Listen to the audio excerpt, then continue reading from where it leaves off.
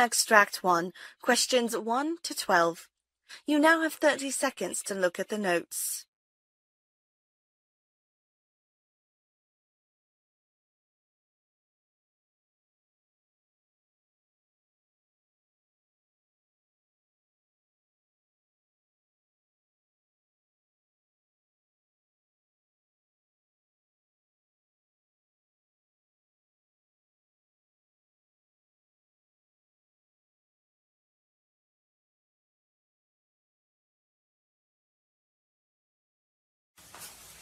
Could you please state your name and your birth date?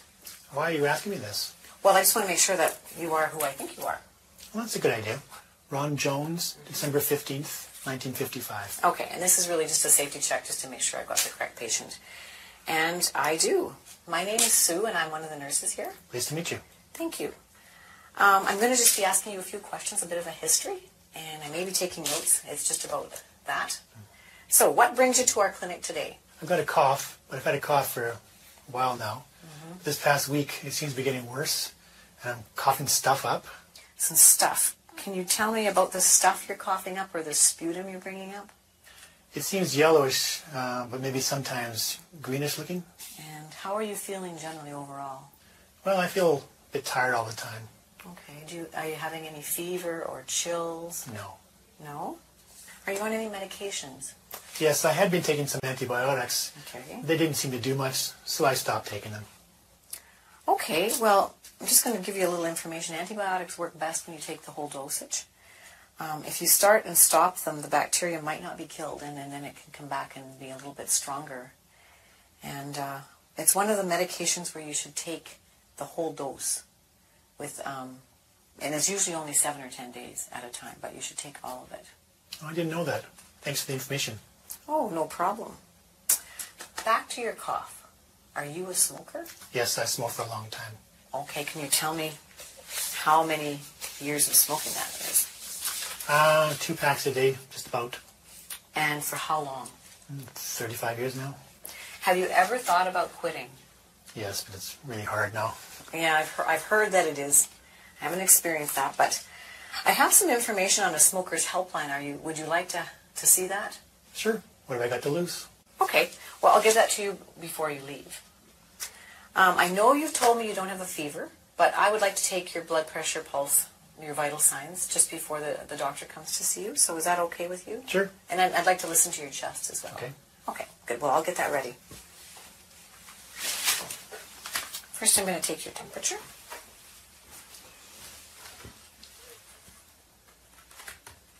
Okay. So just stick this under your tongue. I'll hold it because it's kind of heavy. Should be beeping in a minute. Great. Okay. I'm just going to put this in the garbage.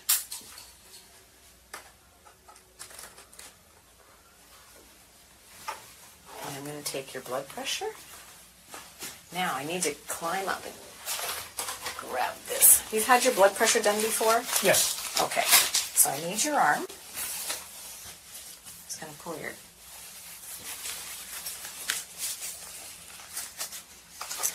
And I'm going to have to get my stethoscope. And have you had your blood pressure done before? Yes. Okay. Do you know what it is? No. No. Now I'll take your blood pressure.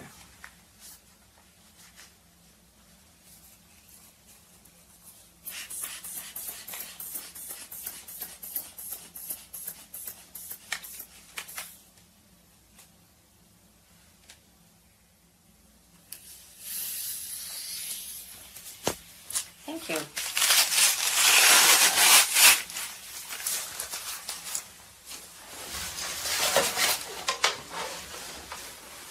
Now, lastly, I'll check your pulse. Excuse me.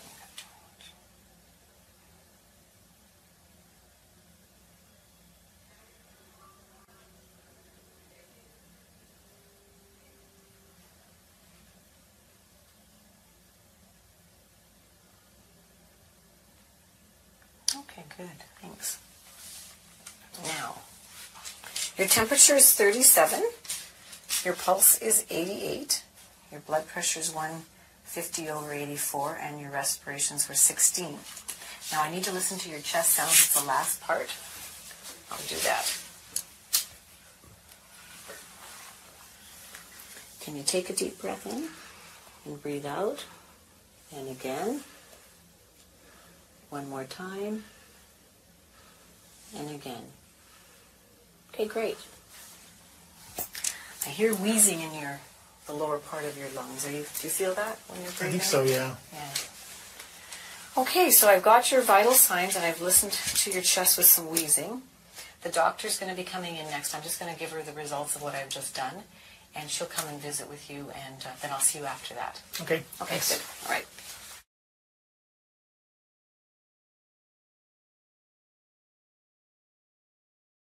Okay, I'm back. The doctor has heard the very same things that I heard. She's told me she's going to give you some inhalers to use at home. Have you ever used an inhaler before? Yes, I have, but they even showed me how to use a spacer. Oh, that's great. The spacer is supposed to help get the drug down deep into your lungs where it can work where it's supposed to. And have you ever had 2 inhalers before? No, why? Well, they're 2 different drugs, and you need to know which one you should take first for the best medication usage for your body. So one of the inhalers opens the tubes in your respiratory or lungs a little bit bigger, so it should be taken first. And then when you take the second drug, it goes a little bit deeper.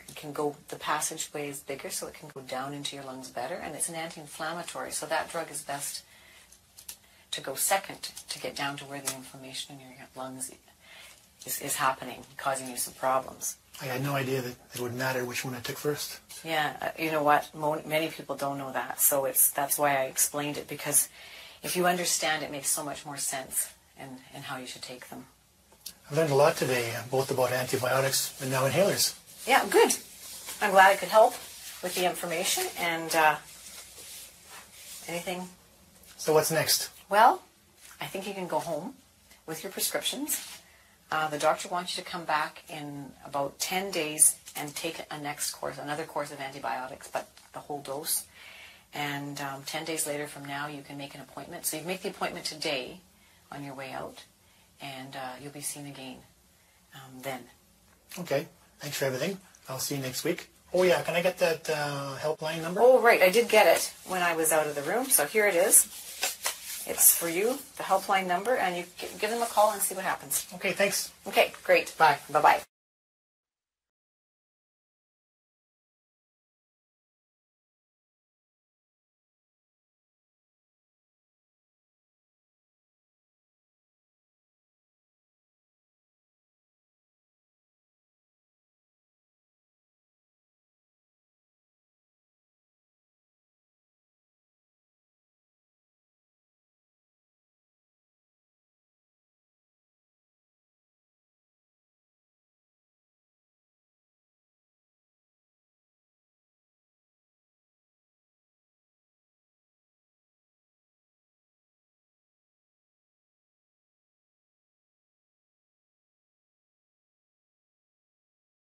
Extract 2.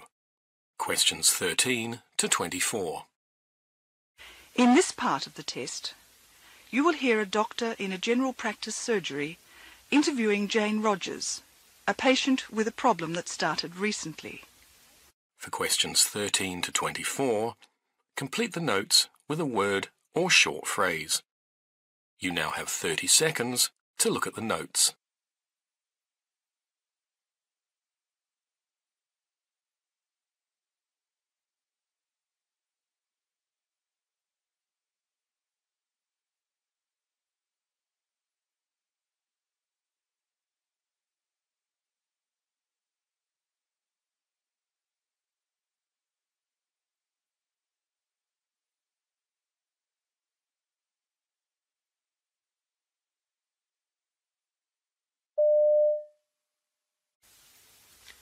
Jane, good morning. It's good to meet you. I'm Dr. Jones. How do you do, Dr. Jones? Very well, thank you. Please have a seat. Thank you. Okay. Now, Jane, just before we begin, can I start by asking you your age? I'm 25. Okay. And what brings you in today, Jane? What's the problem? Well, I've been feeling a bit tired for the past few weeks, and I don't seem to have much energy to do anything really. And I was wondering if you could tell me what's wrong with me. Okay. Well, tell me a little bit more about it. Well, I started to get tired about 4 weeks ago, and it's really Yes. persisted since that time. And I've actually had to stop playing netball because I've been so tired. When it started off, I had some aches and pains in my muscles, and but they seem to have settled down now, and it's really just the tiredness that's persisting. And I've got exams in a few weeks, and I'm really worried that I won't be able to study properly because I'm feeling so tired. I see. Goodness, that must be very distressing for you. Yeah, it's really worrying me. Yeah. What are you studying? I'm a social work student I see. at La Trobe University, and we've got our exams soon. Right. Okay. Well, we'd better get on and make you well then. Well, tell me, apart from the aches and pains that you noticed initially with this illness, was there anything else in particular that you'd noticed? Well, it sort of started quite suddenly, really, and when it started, I had a bit of a cold, a bit of a Yes. blocked-up head and a runny nose, and I actually went to the doctor at Student Health at the university, and he Yes. said I just had a virus and I didn't need any treatment and it would go away, and he didn't do anything else than that, really. Right. Okay. So at the moment, just to let me clarify again, the main problem now is tiredness. All of the other symptoms have settled down. Yeah, just really tired, and I can't do anything, really. Okay. Being a student and being particularly close to exams, I mean, are you under any sort of, excess stress or pressure? Could that be contributing to the problem? Well, I guess everyone gets worried about their exams, but I'm doing pretty well this year, so I think I'm going to pass, if only I Great. could get over this tiredness. Right, okay. Are you taking care of yourself? Are you eating well? Are you sleeping enough? I have a pretty good diet. I eat 3 meals a day and eat meat and vegetables and all those sort of things, so I think my diet's pretty good. When I wake up in the morning, I'm still really tired, even though I've slept well all night, and it's just really hard to get out of bed. Right, okay. Has anyone else around you been ill like this? Well, I share a flat with 2 girlfriends, and one of them went to the doctor last week, and the doctor said she had glandular fever. I see. And she's been really tired too, and I was wondering if that might be my problem. Right, that's a particular concern of yours? Well, yes, yeah, I don't want glandular fever. That'd be terrible. Okay. Well, that's certainly a possibility that we might have to think about, actually. But let me ask you a few more questions, okay? Your general health, what's that been like? Oh, I'm normally a pretty fit and well person. I haven't had any problems, really. Good. And in the past, there have been no major problems with illness or... No, I've been fine. Great. Are you on any medications, Jane? No, Okay. And can I ask you a personal question? certainly. Are you sexually active? Yes, I've got a boyfriend that I've been seeing for about 6 months. Right. And it's a regular relationship? Yes. Okay. Concerning aspects about safe sex? Oh, well, we use condoms, and I'm sure he doesn't do anything, and, I've only got one partner, so I don't think there's any problems like that. Right, okay. Is there any possibility that you may be pregnant, despite the fact that you're using condoms? No, we haven't had any problems with the condoms, and my last period was last week, and that was fine. Right, and that was on time, normal, as expected? Yep. Yes. Are your periods unusually heavy or excessive? Last long? No, I've had no troubles with them. They're regular. They haven't changed at all. Okay, Jane. Tell me a little bit more about yourself. In particular, do you smoke or drink? No, I don't smoke. I have on the weekends I'd have about 2 or 3 light beers when I go out, but that's all. That's about it. Okay. And as far as your family goes, any major family history of illnesses or problems? My dad's got a bit of high blood pressure, but he's an engineer and he works fairly hard, so it might be due to that, I guess. And my mum, she's well. She works in an office and she's been fine. I've got a sister that's a lawyer and she hasn't had any health problems either. Right, okay.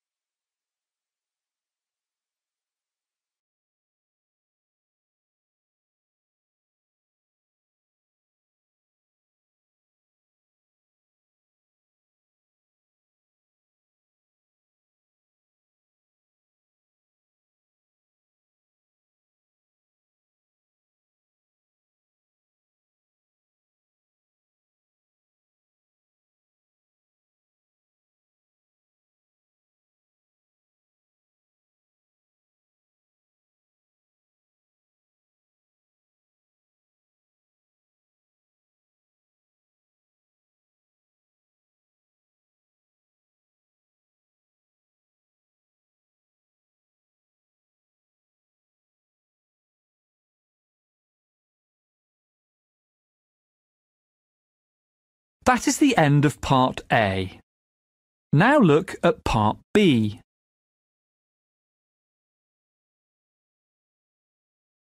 Part B. In this part of the test, you'll hear 6 different extracts.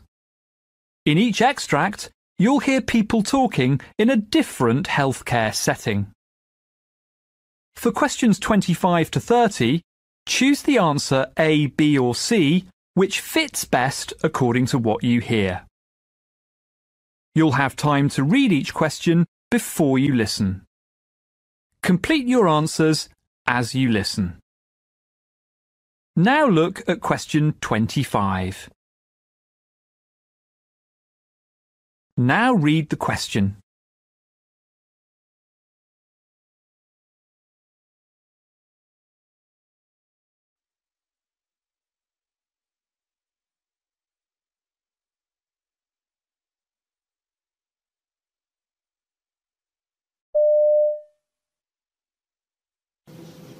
Okay, your order sheet is in your chart. It's under the tab that's labeled Physician's Orders. You're going to check these orders against your paper MAR. There's 2 pages to your paper MAR, your routine medicines and your PRN medicines. So first check your patient's name, Sally Gunter, Sally Gunter. Okay, then check for the date of birth, 5/8/41, 5/8/41. The next thing you want to look at is allergies. Sally is allergic to penicillin. Your allergy is penicillin. And you want to go down and you want to verify every medicine that they have. So on the orders, it's potassium chloride, 40 milliequivalents, PO 3 times a day. Potassium chloride, oral, liquid, 40 milliequivalents, PO 3 times a day. K-Flex, 250 milligrams, PO every 6 hours. K-Flex, 250 milligrams, PO every 6 hours. Norvasc, 5 milligrams, PO twice a day. Norvasc, 5 milligrams, PO twice a day. Prilosec, 20 milligrams, PO daily. Prilosec, 20 milligrams, PO daily. When you're looking at your physician's order, make sure it has a date, a time, and a physician's signature.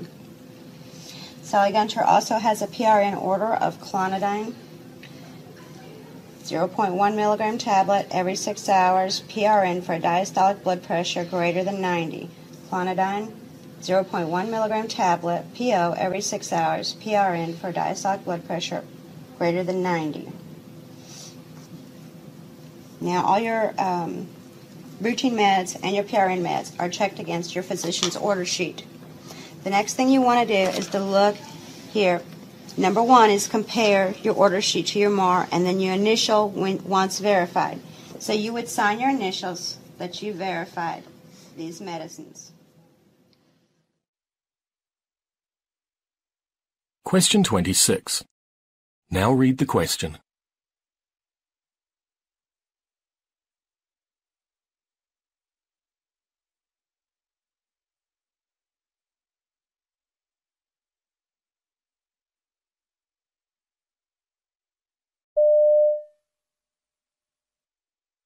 Let's examine this.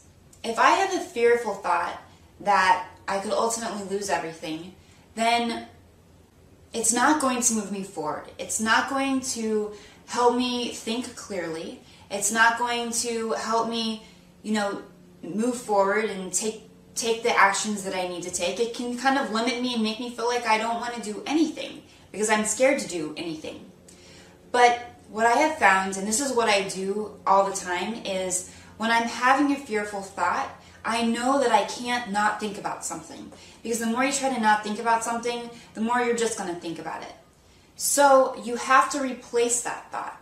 And what I replace that thought with is, how can I use this fearful thought or use this fearful event to make me a better person, a better nurse, and to learn from this experience? I'm happy to share this with you so that you can, hopefully learn from my mistakes. So what happened was I realized that I made the mistake, and not only had I made the mistake once, I had actually done it the first time I administered the medication as well. So I thought about it and I was like, okay, well, of course I have to do an incident report. With the mistake, I'm going to show her that I can, not only take care of the situation and have her trust me with her patients, but she can also see that I'm a very confident person and that this mistake won't happen again. So I went to her and I said, I told her the mistake, ultimately told her what happened, and, it was a mistake, and we examined it, and, she asked me a few questions, and it was an uncomfortable situation, but what I realized was that I came out of that as well as I possibly could have. Having the lack of confidence, you can replace that with, no matter what happens, I will build from this and I will learn from this and I will ultimately become a better person. So guys, it's all about replacing those fearful thoughts with thoughts that are going to serve you. Question 27. Now read the question.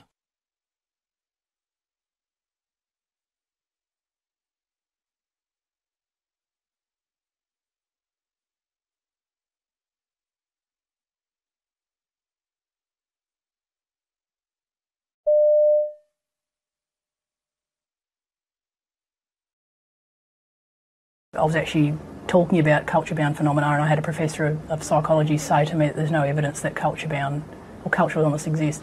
And I actually said to him, my response to him was that you're absolutely correct. And people were quite surprised when I said you're absolutely correct in the world in which you live. So you actually can't necessarily blame someone if they've never actually been exposed to it before.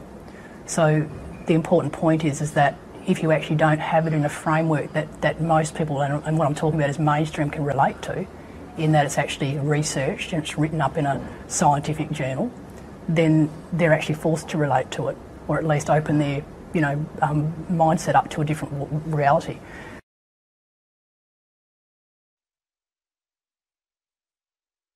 Question 28. Now read the question.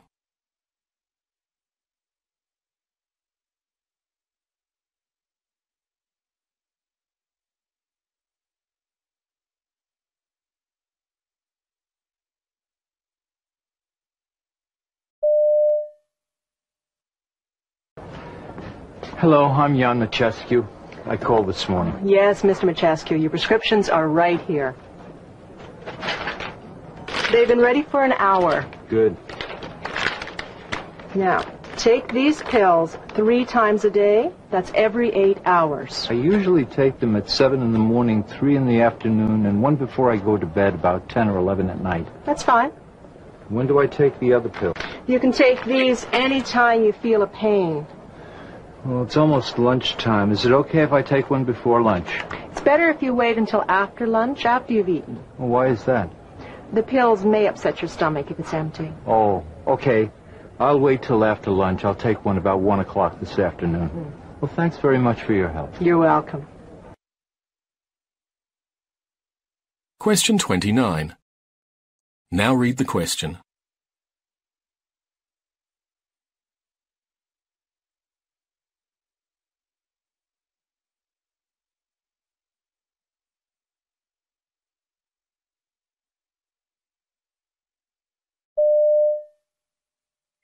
Right, I'd like to tell you about all the patients on this ward, starting with bed 1. John Smith is a 45-year-old male who had a motorbike accident on his way home from work. He was admitted to the ED at 2300 hours on the 1st of August with a frontal lobe contusion. Sorry, I don't know that word contusion. Could you please explain? Sure, in this case it means a concussion. Thank you. He has breaks in his right arm and hand and has had surgery including metal plates inserted into his arm. He also has deep grazes on his left knee and ankle and stitches in his right hip and shoulder. Stitches in the right hip and shoulder? Yes, that's right.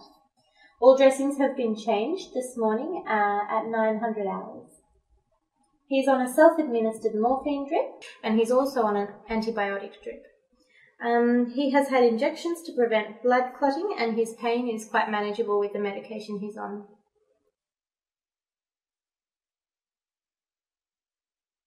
Question 30. Now read the question.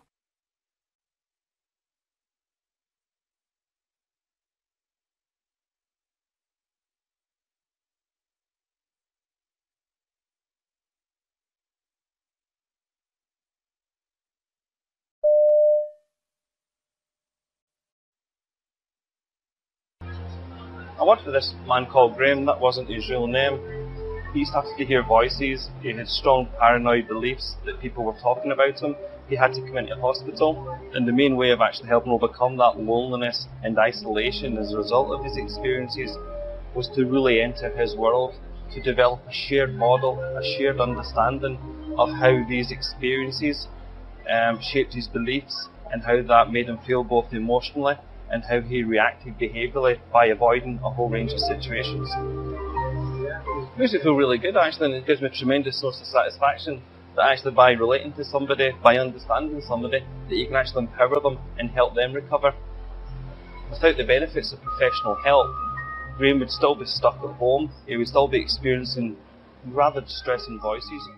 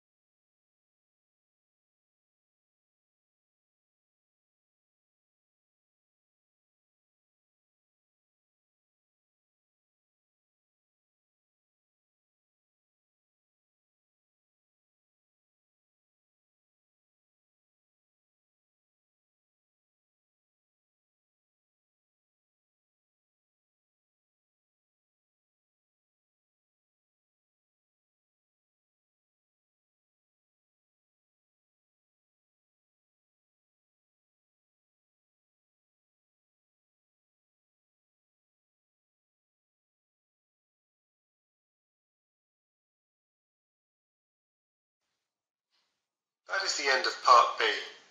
Now, turn over and look at Part C.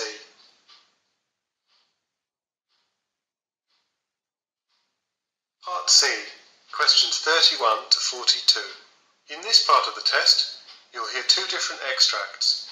In each extract, you'll hear health professionals talking about aspects of their work.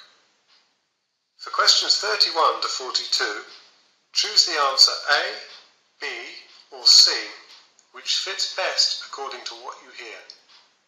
Now, look at extract 1, questions 31 to 36. You hear an interview with a physician called Dr. Matthew Leach, who's talking about meningitis. You now have 90 seconds to read questions 31 to 36.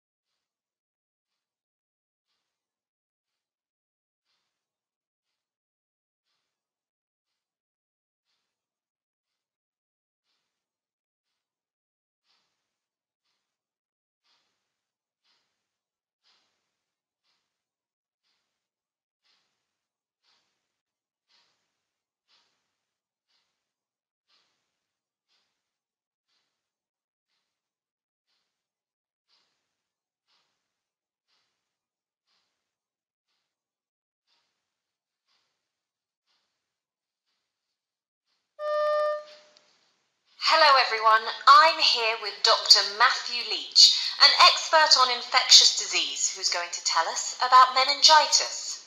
Thank you for being with us today, Dr. Leach. Can you tell me more about the disease? Sure.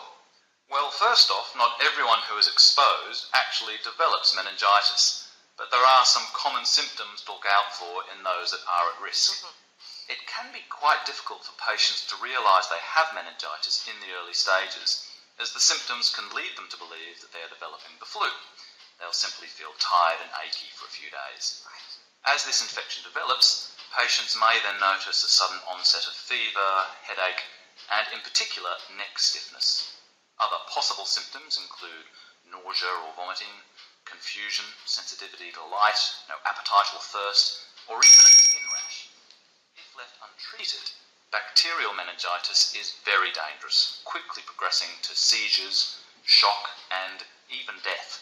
Wow, that sounds pretty serious.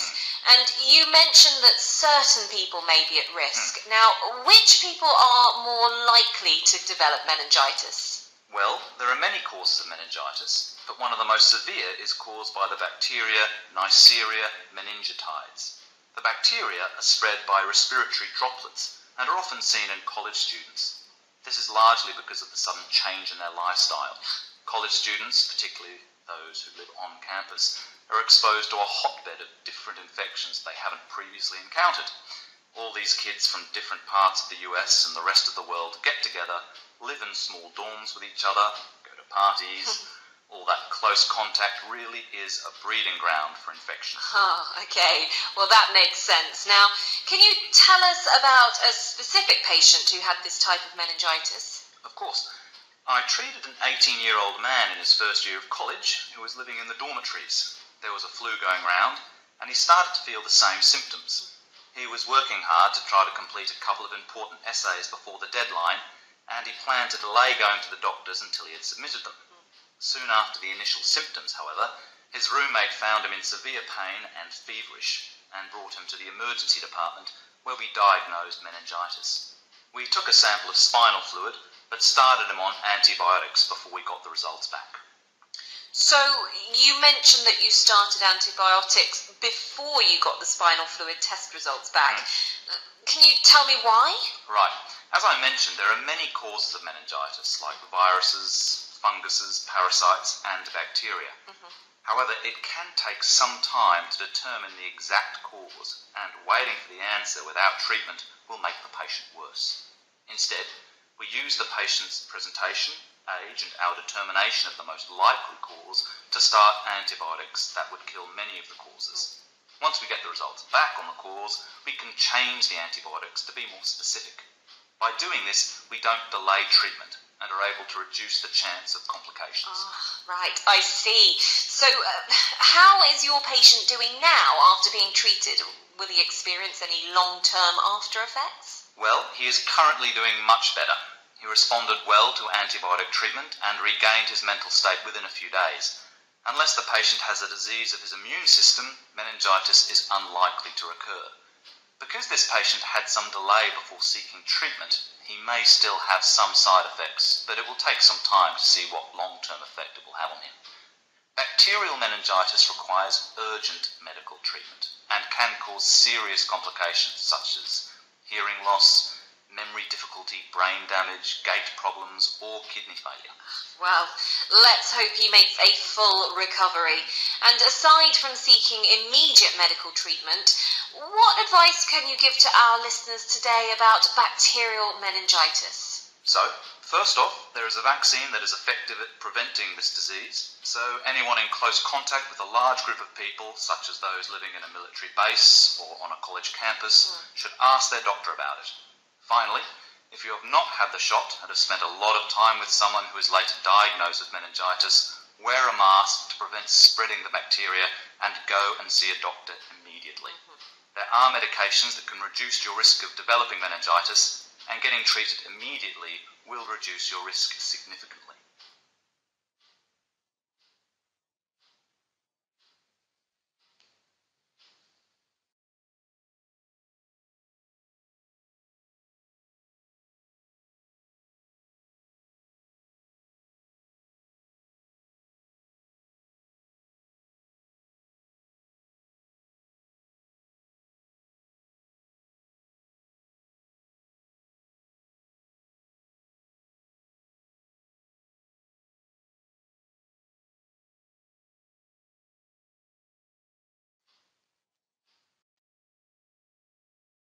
Now look at Extract 2. Extract 2. Questions 37 to 42. You hear an interview with a physician called Dr. Tadita Hussain, who's talking about treating patients with cystic fibrosis. You now have 90 seconds to read questions 37 to 42.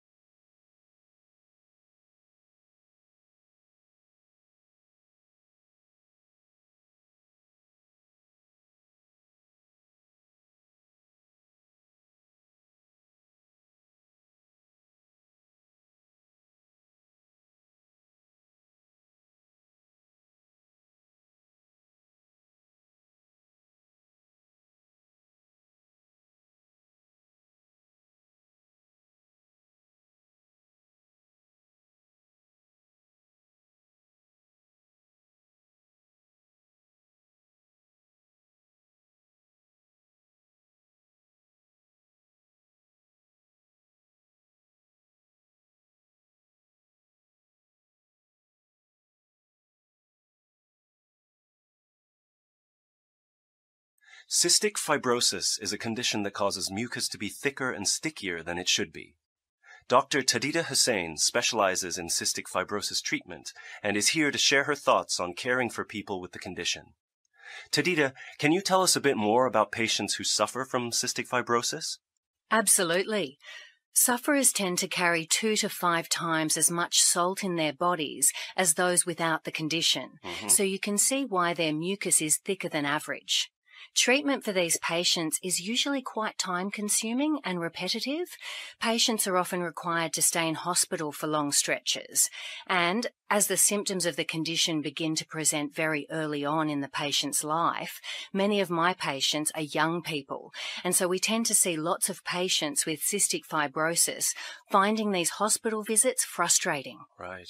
In fact, throughout the UK, about 80% of patients with cystic fibrosis who are hospitalised report feeling at least minimal levels of depression. How about young patients who aren't currently hospitalized?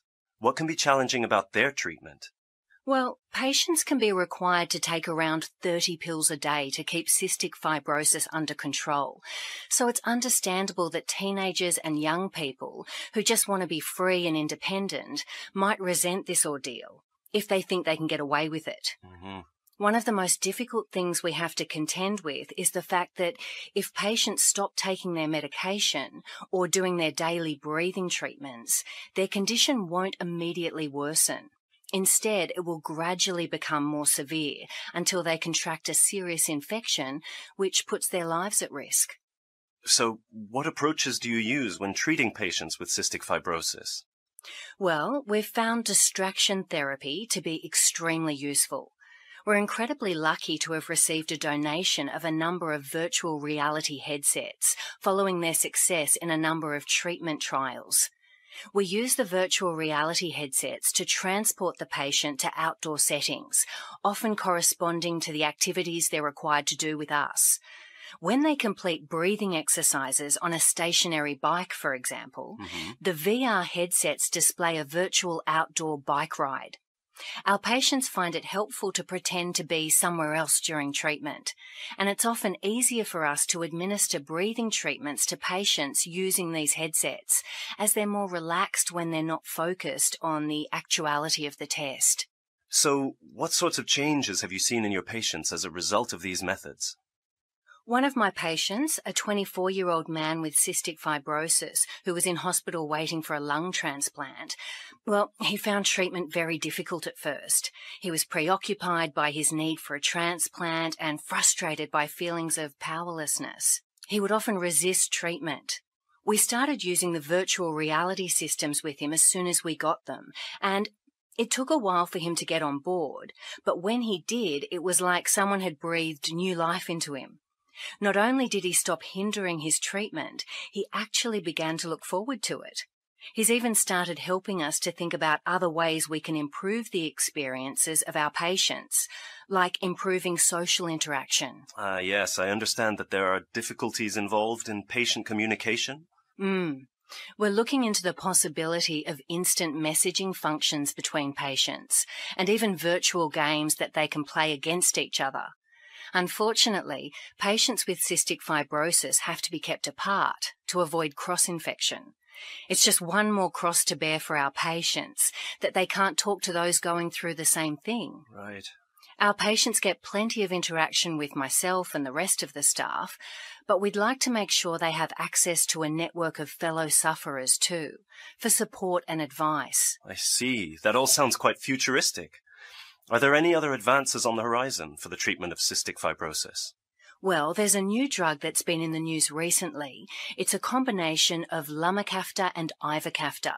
You might know it by the brand name Orkambi. The drug works by improving the level of water and salt in the body, thereby reducing the thick mucus that causes illness and respiratory issues in those with cystic fibrosis. Even more exciting and futuristic, though, is the possibility of gene therapy, where the genetic mutation that causes cystic fibrosis in individuals is replaced with a healthy gene. This would effectively cure those with the condition and significantly extend the lives of thousands of people and remove the need for lengthy stays in hospital.